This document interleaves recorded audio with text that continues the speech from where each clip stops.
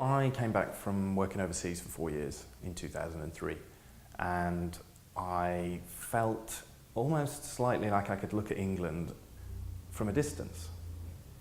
So I started doing some research. I was surprised when it said less than 2% of the population of England attend weekly service. So I started thinking, what are people doing on a Sunday? And how does the way they spend their leisure time reflect the nature of society today? The reason I included the Pentecostal pastor in Willesden was Pentecostal attendance has gone up 38% since 1980, whereas Church of England and Anglican service has gone down so much. And I thought it needed to be included because it was representative of the changing face of the culture of our country, but also how successful and how joyous their celebration is. That story came about whilst I was on a photo shoot. I was talking to somebody and she said, I told her about the project and she said, oh, you have to photograph my sister.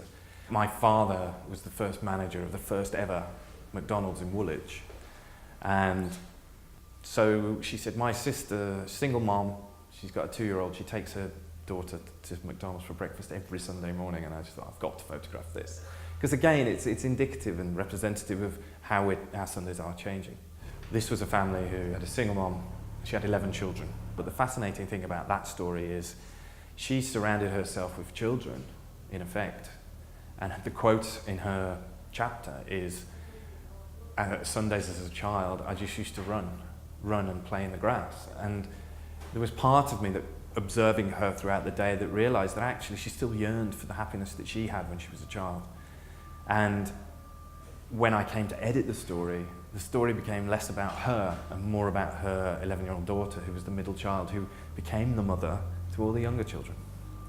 My main objective for the book is that people will look at it, take the time to look at it and absorb it and pause and reflect on how much value they place on their own leisure time.